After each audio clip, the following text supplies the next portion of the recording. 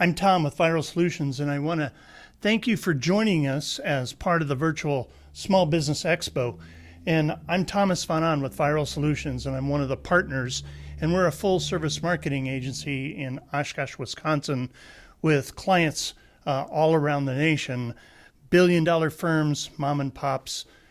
We just solve marketing problems. And this presentation is copyrighted by digitalmarketer.com, and we're one of their certified partners. In this workshop, we're going to go over the customer value journey.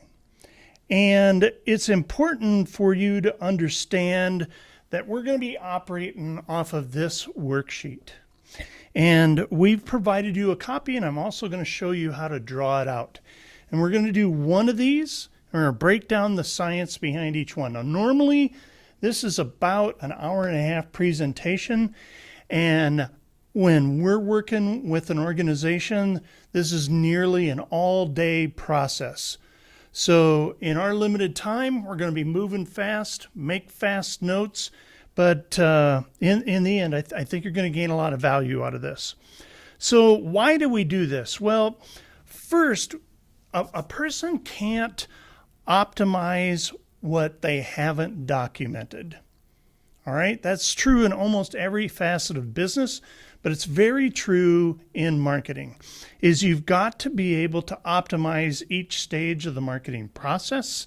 You've got to know data, you've got to know a journey, and this is part of the mapping process that makes great marketing. And also, we learned a long time ago. I mean, I've been doing sales and marketing for 30 years, and we've learned that sequence is critical, flow is critical, process is critical. So we're going to take you through a sequence and correlate it to life events you should understand. We also want you to know that this value journey is our flagship framework. It literally is the basis for everything that we do. And we act as a chief marketing officer for quite a few organizations. So this piece here is the very heart and soul of what we know and believe. So let's talk about some basic principles here in play. First is we believe in real simple wins. Wins need to be quick, they need to be fast, they need to be understood, and they need to be simple to implement. We also need you to write this down. We believe that big can be good, small can be good, but complicated is usually not good. So while this is a very scientific process in marketing today that has been used for many decades, this isn't complicated. What gets complicated is in executing on this plan. But we're going to show you how to put together a good customer journey. The next thing to understand for a basic principle is that humans buy from humans. Doesn't matter if you're in B2C, doesn't matter if you're in B2B. There is a human being that is buying from your human beings. I have yet to see a brick building capable of holding a credit card, issuing it, or signing a check. There's always some decision maker in the process. Human to human interaction. Sequence matters. We mentioned that. I think almost everybody can relate to this image here where we have a gentleman that's proposing to the love of his life. And they had to go through a process to get to this event.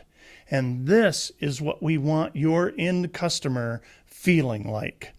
But to understand how marketing correlates to this picture, we're going to talk about a book written by Desmond Morris. Now, bear with me here. This is going to get a little corny, and that's okay. But so is marketing at times. We're going to correlate how human intimacy happens and that there is a sequence to it. And if you don't follow that sequence, things tend to get pretty odd. So in principle number 1, we want you to understand that there is such a thing as business and intimacy, and that we should understand that it directly correlates with human intimacy. So there's 12 stages to this. All right. There is eye to body, eye to eye, voice to voice. Now, in marketing, products and services together, this is your customer and you observing people from afar and sizing up whether I've got a prospect and your prospect trying to determine if you have an offer that matches up to their need. Then we go hand to hand, arm to shoulder, and arm to waist or back, also known as a hug. Now, you don't start at these stages in dating, and you certainly don't start at these stages in marketing. And that's because it's just too weird. It's too weird for the human being. It's too weird for marketing. You don't jump in that fast. Then you've got mouth to mouth, hand to head, hand to body. Now, this is starting to get into physical contact. I go up to a customer I've worked with for 6 years, which I have several of them, and I give them a hug. It's all about, hey, great, it's working awesome, really helping our business grow. Beautiful work. But I can't do that to the first time that I need or meet a prospect without permission, and especially when you go this far. Hand to body, and then there is the last stage, which is total excitement, which is wow. Okay, the chick, the guy, man, whatever the relationship is, immaterial. This is total intimacy. And you can achieve that with your brand, your products, your services through marketing. But sequence is important to life. Sequence is important to marketing. Let's continue on. So we got these couple of people down here, and they look a little bummed, kind of second guessing things, not real excited, right? And we've got people up here in this corner. We got a superhero. We got excitement. We've got hurrah. I'm doing great. I'm really happy with what I'm doing. Well, to get from here to here, there's a marketing process. And the first stage of that is awareness. And this is your branding. This is your image. This is your presence in the marketplace. This is how you've positioned yourself over time. Then there's a stage called engagement. This is exchanging information, ideas, making quotes, giving pamphlets on your products, getting people to talk to you on social media, clicking on an email. That's an engagement stage. Then there's a subscribe stage. That is some sort of an exchange of information. However deep that is, that might just be first name, phone number. That might be an email address. It might be questions that go deep so that your salespeople can pre-qualify a lead. But nonetheless, there's a subscribe stage and some other things that happen. Then we move into the convert stage. Now, this is not the sale of your initial offer. The convert stage is where we have a small exchange of value. That could be time. That could be a small amount of money compared to your greater purchase. Okay? Then we have an excite stage. This also is before your core offer is purchased. The excite stage is, all right, I got to do a free demo, a free trial, a sneak peek, take a look, get a quote. I spent some time with these people. I'm excited. I'm looking forward to making this decision and making this purchase. This is the excite stage. And you can imagine where we talked about human interaction, that in the dating up to marriage stage, these things happen also, all right? You're where you exist. We're starting to talk to each other. All right, I'm kind of buying into what you're talking about. All right, why don't you take me out for dinner? Hey, I'm excited. I finally met somebody that's worth talking to and spending more time with. Now we move into the ascend stage. This is your initial transaction. This is the core offer that your organization has. This is a buying moment. This is after excite. I've converted over here by giving you more information, probably time, maybe a little bit of money, but maybe not. But I'm ascending. And ascending usually has multiple layers in it. Usually you've got some type of a core offer, some baseline product, and you're moving those people up into other products and services, advancement of the amount of services that you do, more layers, more transactions, greater customer lifetime value. That's what you're trying to achieve in the ascend stage. In the advocate stage, we've been around a while as your customer. We've done business for you a while, and I've probably sent you some referrals. And I'm an advocate of yours. I think you got a great company, a great organization. I like what you stand for. I like what you do. I've been satisfied with your products. I'm an advocate. Higher than that is called the promote stage. These are people who they want to do reselling. They want to be your affiliates. They are probably internal employees also that are bringing in business, and that may not even be their role in your company. That's called the promote stage. So these are the stages of the customer value journey. And what we're going to do here, now that we're about 11 minutes in, is we're going to teach you each segment how to map it out and what questions that you need to be asking yourself and your team so that you can put one of these together and actually implement great marketing and then know where to tweak and what to modify. All right? So let's get started. First, I want you to draw out the framework, or you've got that sheet in front of us. And the first thing you're going to do is just put lines around a box. And then you're going to take about third up and go all the way across. And you're going to start over here on the side and come all the way down. And then you're going to do this again over here. This is the tricky one. Start over here, third the way down, you come all the way across, and don't go all the way. Now, you got erasers? Probably not. Whiteout? Probably not. For you legal people, what do they call that? Like canary yellow whiteout or what? I don't know. So anyway, you should have this as your customer value journey framework. And then you're going to number these boxes 1 through 8.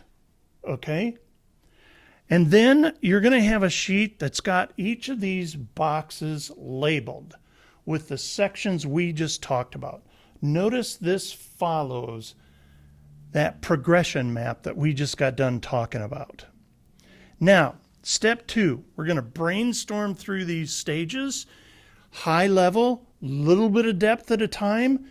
We only have about 45 minutes at max for this session, but we want to make sure you get great value out of this workshop. So, here's your map. You got it drawn out. You've probably got one with you, and you're like, all right, let's ready to go. Let's start.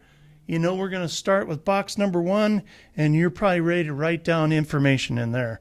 Well, that's just fine and dandy, but don't do that. All right. That's not where we're going to start. We are not going to start in box number 1. Why? Well, because if you start in box number 1, that's the hardest part. That particular box is about brand awareness. Okay? So we're not starting there. We're going to start where you more than likely know your stuff about your company, and that's in box number 6. And if you remember and look on your sheet, that's the ascend stage.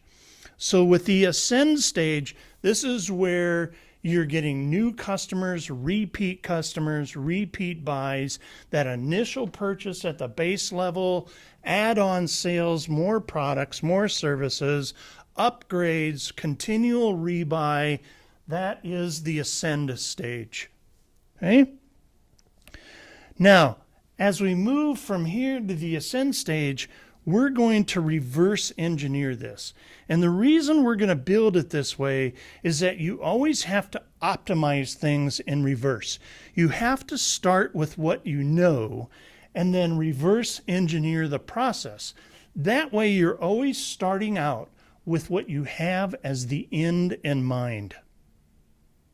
So if you start with the end in mind and reverse engineer, you get better results.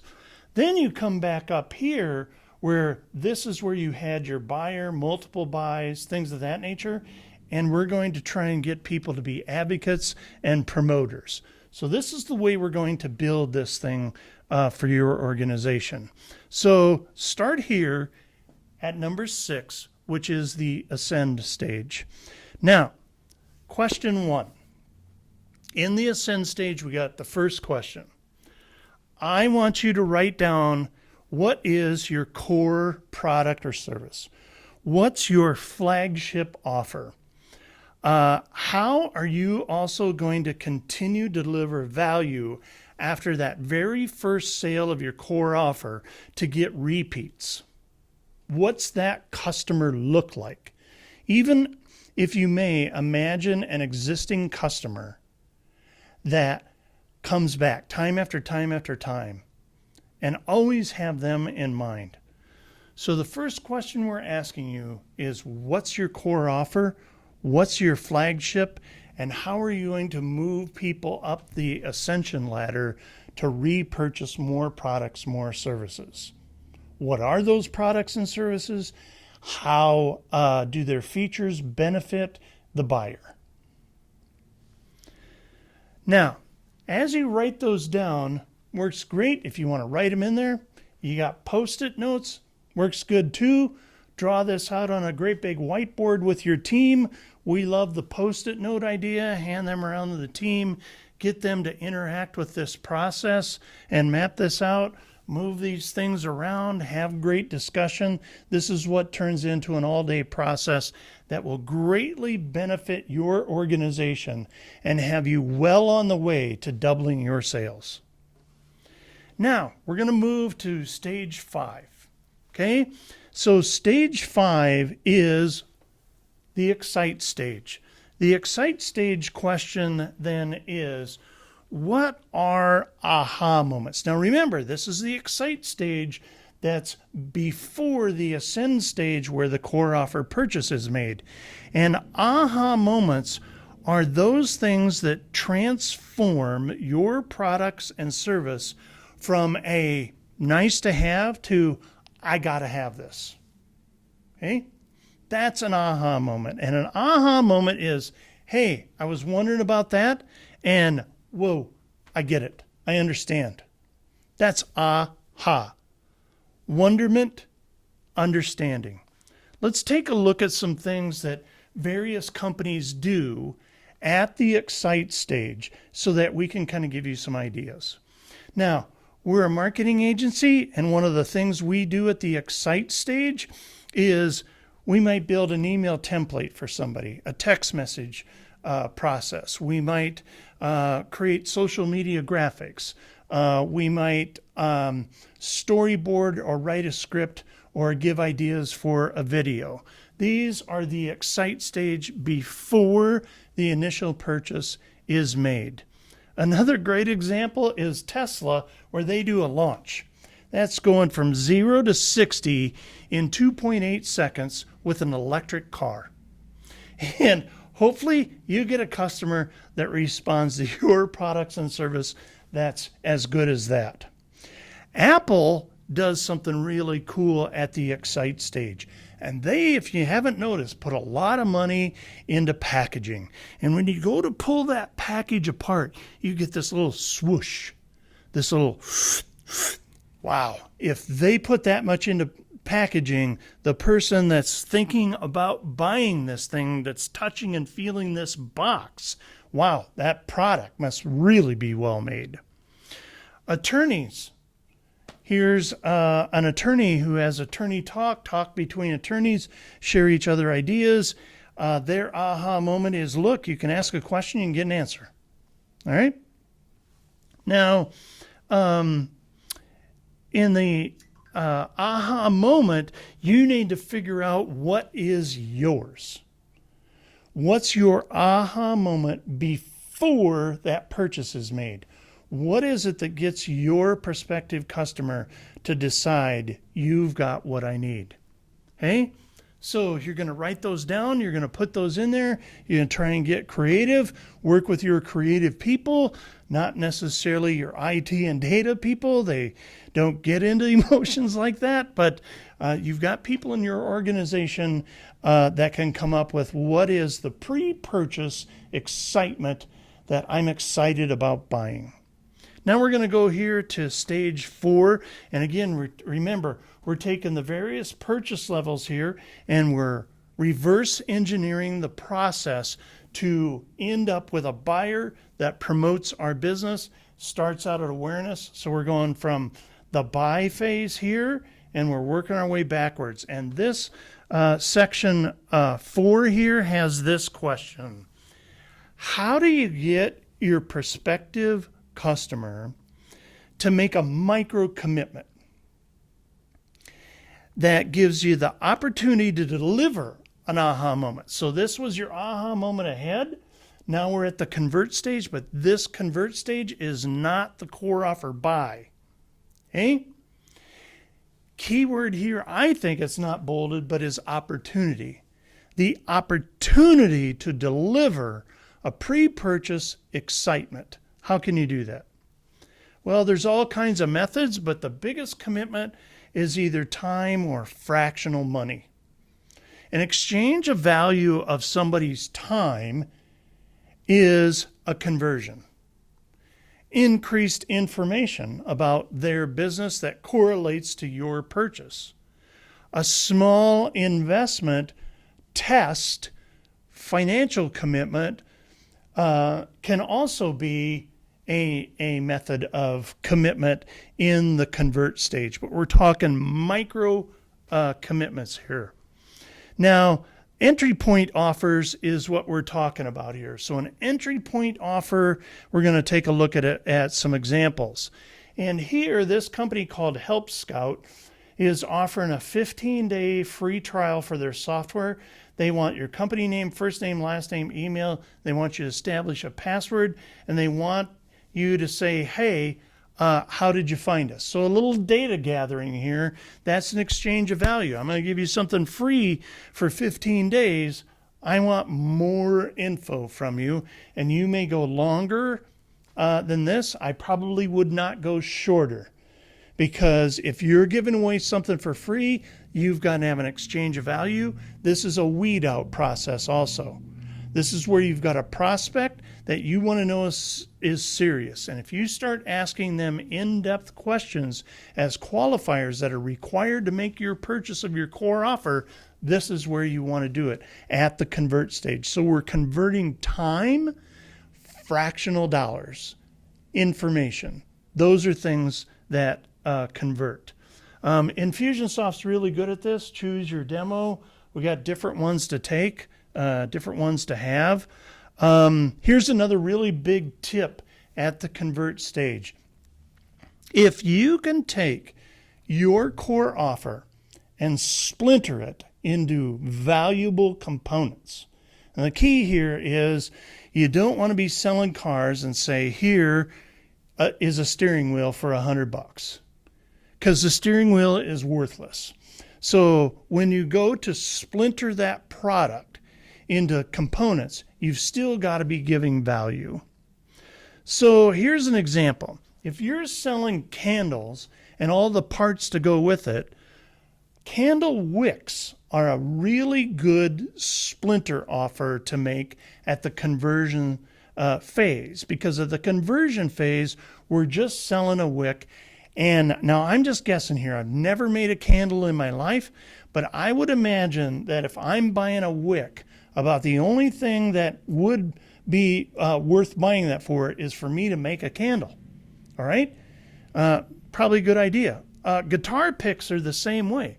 If you're a musical retail store selling guitars, sell somebody 100 picks, even if it's at a loss. All right? Because likely that you get somebody to buy 100 picks for $8, I would venture to guess they're probably a guitar player. All right? So splinter. Furniture cleaning. $20 will come out and do your recliner, sectional overstuffed chairs, something like that. And while there, hey, they just might hire you to do the rest of the house or another chair, but it won't be $20. So this is time. You're giving of time. They're giving a little bit of money. You're probably losing money on this, but you're in the house and you're making this conversion. Fiverr is really good at this. $5 make you a professional whiteboard video. All right. Now, granted, they're trying to sell their full services, and not everything's $5. This is entry level. So at Digital Marketer, our partner company that we work with, they have a thing called Digital Marketer Lab. And what they do is they give you all kinds of benefits to belong to this thing, and they have all kinds of execution plans on how to do marketing on your own rather than hiring a whiz-bang marketing agency like Viral Solutions. And, well, anyway, you get the idea, right? But they take and they splinter a piece out. And here we're talking about Facebook engagement and how to do that. And they'll sell it to you for $7. Costs them a ton of money to put that together. But this is trying to pre-qualify somebody before they're excited, try to gain more information, let them test drive your stuff. Now, once they're a member there, they get involved in DM Engage, and there's their aha. So we had this convert stage, remember, reverse engineering. So we come back to this excite stage, and here is a Facebook page where you can ask all kinds of questions and get all kinds of answers. Remember, the job of the convert stage, and this is really critical for your salespeople to understand this, is we've got to give good value. This convert stage isn't the close to the sale. It's a qualifier, quantifier. It's enabling your prospective customer to give some time, maybe a little bit of money, maybe a test drive, maybe a touch and feel, but this isn't the close. And you got to let them have that. And you got to let them do that. And you got to let them be a part of that. And you've got to gain information so you can filter people in or out of your customer life cycle journey here. Okay? Now, this stage at Convert, it's like the first date. So we're reverting back to Morris's book, and it's like the first date. Got a couple of people here with a date, and this guy over here is wondering, man, what happened to me? Okay? Why don't I have a nice date like this at the coffee shop? So this is the first date. That's the conversion. This isn't your core offer. This isn't marriage. This is just dating. So you got it, right? You got that. Now you're moving on to your aha moment. So we've gone through that stage, and we've got it on our canvas, and we went into 4 in the conversion. And remember, we're reverse engineering this process. So you're here in number 3. We're going to teach you how to use this. In number 3, we got a question. What valuable chunk of content can we offer in exchange for their contact information and permission to follow up? Lead magnets are great for that. One-on-one appointments, webinar registrations, not the webinar itself, but the registration process. Gated video content where you've got to give your information out. Those are great uses of that. Here at Kurt Landry Ministries, they'll spend an hour and a half with you, praying with you about your problem, almost to the degree of a counseling session. All right? That's just an exchange of information. What's your issue? How can we help you? Coupon codes are another good one. Here's a company, 75% off plus free ground shipping. And but in order to get that, you got to give them information for them to give you a code. All right? Now, we've knocked that one out. So we're moving on to number 2. And number 2, we've got a question here. What content can leverage a glance to a stare? So previously we were talking about deeper content that's allowing somebody to opt in to get access to. Here we're talking about content that turns a glance into a stare. Okay? So back to our human emotion, eye to eye content, looking away, looking around, ooh, okay? So same thing happens with marketing. What is it that you can have for content that can take that glance into a stare? Time on page. That's what blogs tend to be used for. This is our blog at Viral Solutions. We've got about 800 articles in there. We've drilled down into every subject multiple times. You can usually find the answer or solution that you're used to, but this is somebody who absorbs that in. Podcast, videos, same type of way. Glance into a stare, more time in your stuff that sets you up as an expert, and you know what you're doing is what you're trying to offer here at this engage stage. Okay, so different type of content than what was used at the convert stage that requires some time, money, advanced information. Here, free flowing, read it all you want. Well, not asking for your name or anything like that. Types of content, though, at that phase, they got to be informative. They got to be entertaining. 39 insanely fun team building activities, Snack Nation, getting kind of corny, healthy snack people. True Dog, they sell dog food, but they're going to tell the DIYer how to do home remedies to fight bad breath. You might sell a commodity. Well, razor blades are about as commodity as they make them, and this company, they took it on, and billions in razor blades. This is a heating and air conditioning guy using entry-level furnace and air conditioning filters, and they're doing a little shake it off kind of thing. All right, so being fun. Now, if you need more engaging ideas, just answer questions. Okay, the great place to find ideas to create content is from your customer or the person who didn't buy from you, or to go to a place called Answer the Public. And Answer the Public is really good. You put in a question, and this is telling you what the internet community is actually searching for questions and answers.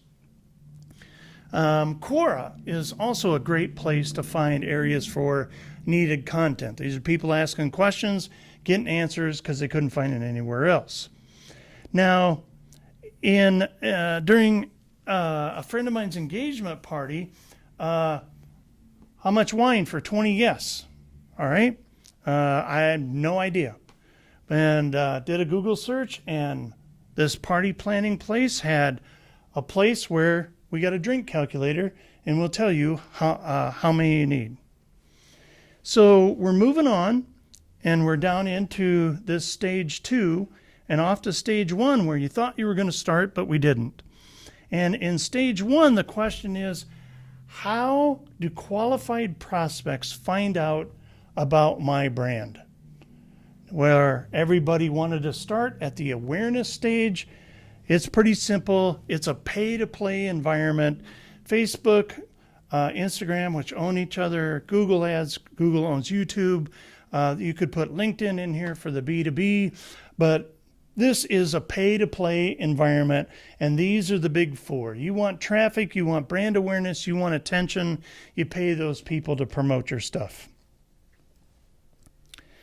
As we advance into here, you can put in all kinds of ideas that you may have for ads, that you need to draw traffic, and you need to make awareness for your offer, your brand, your organization. Now we're going to go up here to number 7. So we took this ascension stage, which is your core offer and multiple sales, and we reverse engineered it down to the awareness stage. And now we're up here at 7, the advocate stage, and 8, which is the stage for promotion. How do you do that? Well, the question you ask here is, how will we encourage our happy and successful customers? So remember, this is a stage where they've been a customer for a while, probably done multiple transactions with you, and you want them to say nice things. Don't ask for a referral or a testimonial from a first-time buyer. We don't recommend it. Okay? Things can turn, things can happen, happens to every business. What you want to do is you want to have somebody who's made multiple purchases from you, and you're asking them to be a brand advocate. So how can you do that? Come up with those ideas. Well, some ideas are t-shirts. Beachbody does a really good job here. So does Nike. Digital marketer that helps us with this presentation and is a partner with us. They like stickers. So that's number 7. Put ideas in here on how you can be this advocate. Now, 8 is how you're going to turn your best customer advocates into marketing partners so that they market for you. That's the difference between the promote stage and the advocate stage. So in the promote stage, you're looking for referral programs and affiliate relationships and internal members of the team that are just rah-rah champions for you, value-added resellers, or other organizations that aren't competitors, but they have a complementary product and service to yours. So that's 8. You should have everything that you need to be able to put this together. Gotta document your journey. That is the number one place going through all this process. You've got to document it. You've got to modify it. You got to get it done. You got to map this thing out. That's how you know what to measure, what to impact, things of that nature. Get your notes in there. Get all your ideas in here, and you'll be good to go. Now, how many times are we going to do this? So we just went through this once, and that's what we're here to do. Just went through this once. You're going to do one of these for every buyer persona / avatar you've got. You may have a different buyer persona for different core products. You may have more than one core offer. Well, every buyer persona, you need one of these. You might have one core offer, but you have different people that buy it for different reasons. Okay? Map it out. That helps you run your advertising. That helps you create brand awareness. That helps you do small little opt-ins and subscriptions and get people to engage with you, and engagement on social media. That helps you get people excited. You got to do all of that before you can get them to do the first core offer.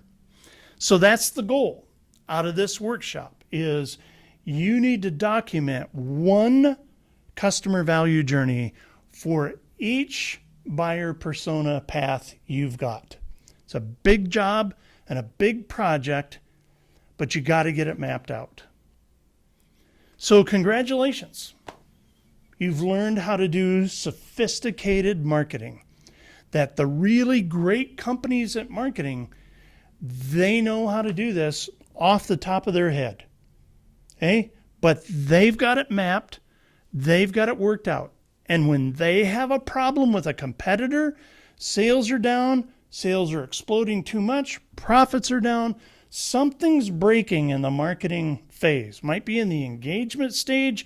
We might be losing people here at the opt-in stage. That's okay. You gotta have it mapped out, and your marketing's got to work as a journey. And that's the beauty of digital marketing today, is that your systems can actually tell you how that's going to work. Again, I'm Tom with Viral Solutions. We're a full-service marketing agency based in Oshkosh, Wisconsin, and you've got our contact information, and we're here to help you put this together. Thank you very much. Great having you, and thanks for listening.